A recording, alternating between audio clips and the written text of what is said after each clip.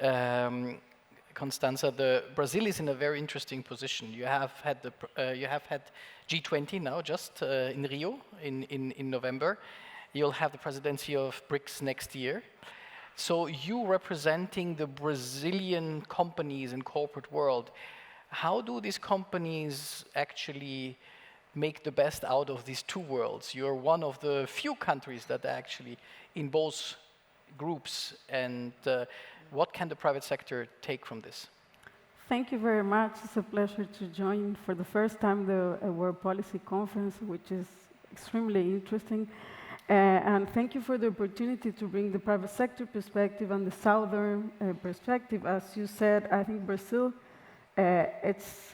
places the two presidency of this forum, and if we add COP30, place the country in a key position to shape global discussions and to foster cooperation, which is badly needed in these times.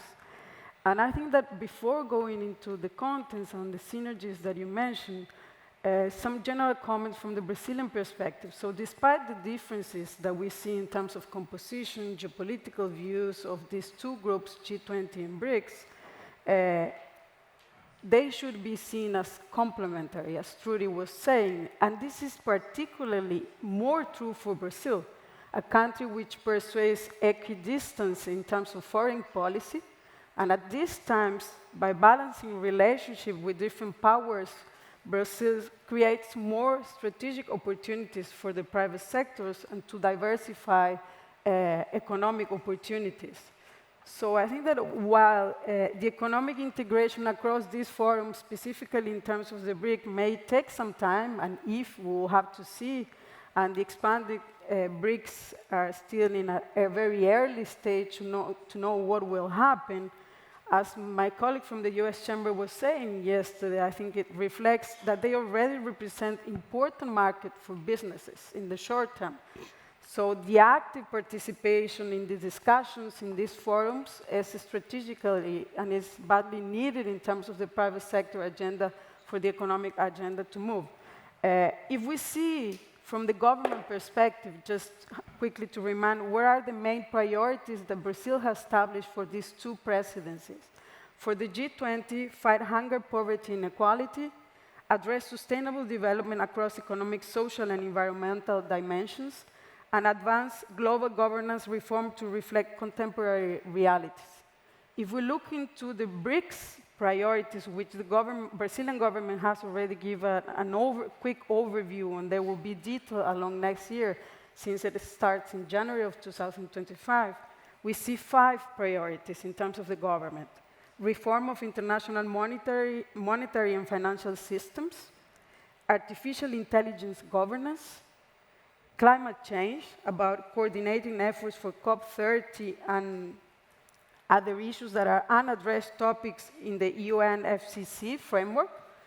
Health, it will be one of the priorities in BRICS for Brazil, and the institutional development inside the governance of the BRICS in terms of how to integrate new BRICS members and streamline the coordination mechanism. We, from the private sector, in terms of the National Confederation of Industry, will have a big responsibility in chairing, where are the groups of the private sector that channel the inputs into the B20 and into the BRICS. With the B20, we finish our work, and we already handed over to our colleagues of South Africa, but we already start working on what will be the priorities for the Brazilian private sector for the BRICS to contribute. And so I would like to share probably 5 non-exhaustive priorities that we see looking into the synergy of these two groups. The first one is related to what Etienne was mentioning, financing sustainable infrastructure and energy transition. As we know, climate action requires a bold private-public collaboration and to close the finance gap and to scale net zero solutions and a fair energy transition. So here the priority that we see is how to accelerate as a complement to the public funds, private capital. How do we unlock private sector investment? And how do we refine the regulatory policies that can leverage private finance for the climate, for the energy transition? Also here, the new development bank, as it was mentioned, has a key role to play in this area. And I think there's also an important element linked to infrastructure. How do we increase the pipeline of approved fundable projects for infrastructure and sustainable infrastructure? Our second priority, it was very much linked to what you were mentioning, Nicholas, fostering trade and global value chains. And you already put it very well, international trade and investment are critical drivers for economic development and technological progress of companies. But we know that trade growth has slowed over the past 5 years. So here the priorities that we do see for the Brics is how do we enhance trade governance? How do we advance digitalization process of trade to reduce cost and time and cost? And also one more innovative element that we see for that agenda is how do we promote regulatory practice and interoperable taxonomies for environmental sustainability? For instance, how do we work on internationally accepted methodologies for carbon footprints, which is extremely relevant for companies? The third priority is linked to global governance of artificial intelligence. As we know, artificial intelligence has emerged as one of the most transformative technologies of this century, with global investment projected to surpass 630 billion by 2028. But it also has poses a lot of challenges. So here the priorities that we are establishing is how do we unlock the artificial intelligence potential responsibly, fostering innovation and ensuring that it benefits as shared and equitable across societies. And three main aspects are related to this priority. Global convergence, we need to foster international collaboration with harmonized terminologies and risk-based governance frameworks. Currently, this is one of the main areas in which Brazil is moving ahead in terms of the regulatory aspects. Pro-innovation regulations, how do we scale up frameworks that support responsible AI? And last but not least, what is about ethical implementation of AI? How do we promote unbiased AI through the public-private coalitions? And another priority that we see connected very much with the artificial intelligence is about building a resilient and productive workforce, the other side of the coin. How do we, the future of work is being reshaped, as we know, by environmental, technological, and economic trends. So we need to think about priorities to expand digital education. How do we address these skill gaps connected with reskilling, upskilling, and how do we modernize the curriculum to align with artificial intelligence and technological advancement of the workforce?